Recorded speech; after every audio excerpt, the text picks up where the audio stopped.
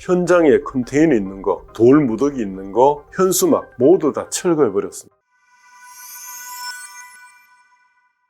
안녕하세요. 법무빈 효연 대표 변호사 김재원입니다. 이번 시간에는 제가 직접 수행한 유치권 깨뜨리기 실전 사례 중에서 토목공사에 관한 유치권 사례를 소개하겠습니다. DMZ 부근 경기도 연천에 오토 캠핑장을 조성하는 공사를 하던 중에 사업자가 부도가 나서 경매로 넘어가자 이 토목공사를 한 토목공사업자가 공사대금 1억 8천여만 원을 받지 못했다 하는 이유로 유치권을 행사하는 것을 깨뜨린 사례입니다. 자, 먼저 유치권 주장 내용 살펴보겠습니다. DMZ 부근 경기도 연천의 토지 16,420제곱미터 거기다가 오토 캠핑장을 만들다가 이 사업자가 부도가 나서 경매로 넘어가게 되었습니다. 자, 이 현장에 토목공사를 시공한 업체가 공사대금 1억 8천여만 원을 받지 못했다 하는 이유로 캠핑장 진입로 일부에다가 유치권 행사 중이라는 현수막을 걸고 또 진입로 입구 쪽에 컨테이너를 두고 또 진입로 길 가운데다가 이 돌무더기를 이렇게 쌓아두어서 유치권 점유를 하고 있었습니다. 경매로 이 토지를 매수한 매수인은 낙찰받은 뒤에 유치권자의 방해를 받음이 없이 현장에 컨테이너 있는 거, 돌 무더기 있는 거, 현수막 모두 다 철거해 버렸습니다. 그리고 매수인 본인 명의로 인도명령을 신청을 했는데 1심에서는 인도명령이 기각을 시켜버렸습니다. 그래서 항고를 제기하고 항고심을 저에게 맡겼는데 제가 이 사건에서 어떻게 유치권을 깨뜨렸는지 살펴보겠습니다. 항고심에서 매수인 쪽에서 이렇게 제가 주장을 했습니다. 시공사가 토지 진입로 일부를 컨테이너와 돌 무더기 등으로 허술하게 이렇게 막아놨을 뿐이고 이 토지에는 상조하지 않았다. 아무런 잠금장치 이런 걸 안 했기 때문에 토지에 낙찰자가 드나드는데도 아무런 제약이 없었다. 그렇기 때문에 유치권자의 점유 요건으로서 타인 지위 배제 가능성이 없었다. 그래서 유치권 점유에 해당되지 않는다. 이렇게 주장을 했고 또 시공자가 2015년 2월경에 소유자에게 이 사건 토지를 인도했다가 2015년 11월경에 소유자의 승낙 없이 무단으로 이 사건 토지에 침입해서 유치권 행사하겠다고 다시 점유를 개시했기 때문에 이거는 불법 점유다. 그래서 유치권이 인정되지 않는다. 또 토지의 거액의 건저당이 설정되어 있다. 그래서 소유자의 재산 상태가 좋지 않아서 경매 절차가 앞으로 개시될 가능성이 충분히 있는데도 이걸 인식하고도 그에게 공사계약을 했기 때문에 유치권 행사하는 것은 신의책에 위반된다. 이렇게 주장을 했습니다. 또 피담보 채권, 그 공사대금 채권은 토지주가 이미 전액 다 지급해서 소멸됐다. 그런데도 마치 못 받은 것처럼 허위 채권으로 유치권을 행사하고 있다. 왜냐하면 유치권 신고하면서 공사비 받은 이 정빙을 하나도 제출하지 않았습니다.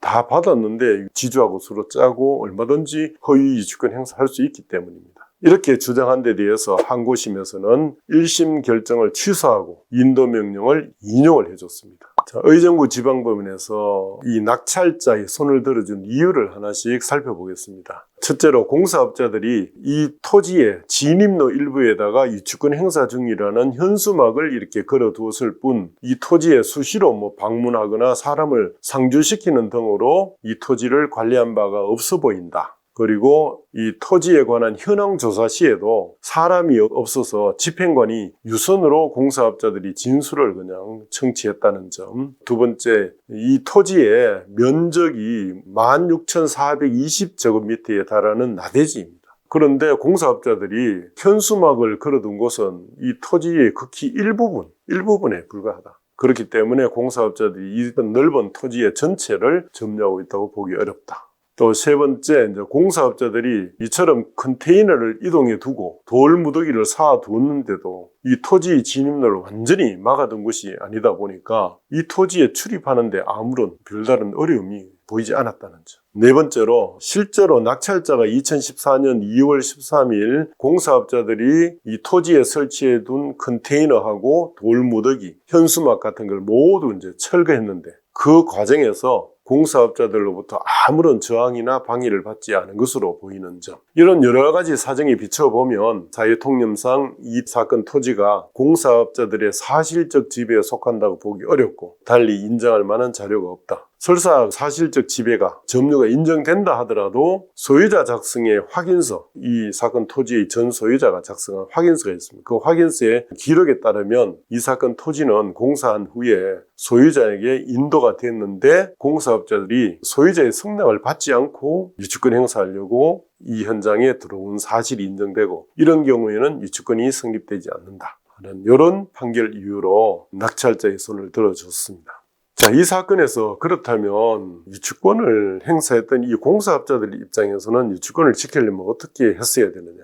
유치권을 주장하는 공사업자들은 진입로를 돌 무더기 등으로 이제 막아두고 유치권 행사 중이라는 이제 현수막을 걸어둔 것이 전부입니다. 그렇게 할 게 아니라 실제 현장에 사람이 상주하면서 출입을 통제하거나 CCTV라도 설치해서 방범 경비라도 하거나 최소한 수시로 방문해서 점유 상태를 확인해서 누군가가 침입했다면 그때그때 대처를 해야 되는데 아무런 조치를 하지 않았습니다. 또한 공사를 한 후에 현장을 토지주한테 넘겨주고 현장을 떠났다가 경매로 이렇게 낙찰된 뒤에 다시 이제 유치권 행사하려고 점유를 시작했는데 소유자의 승낙 없이 점유를 했기 때문에 이건 불법 점유다. 그래서 유치권이 성립되지 않는 이런 잘못을 한 겁니다. 그래서 이제 유치권이 인정되지 않게 된 거죠. 결론적으로 요즘 젊은 층이 이제 많이 이용하는 오토 캠핑장의 토목공사 대금 채권에 대한 유치권 깨트리기 사례인데, 아주 넓은 면적의 토지에 대한 토목공사 대금 채권에 대한 유치권 점유를 어떻게 할 거냐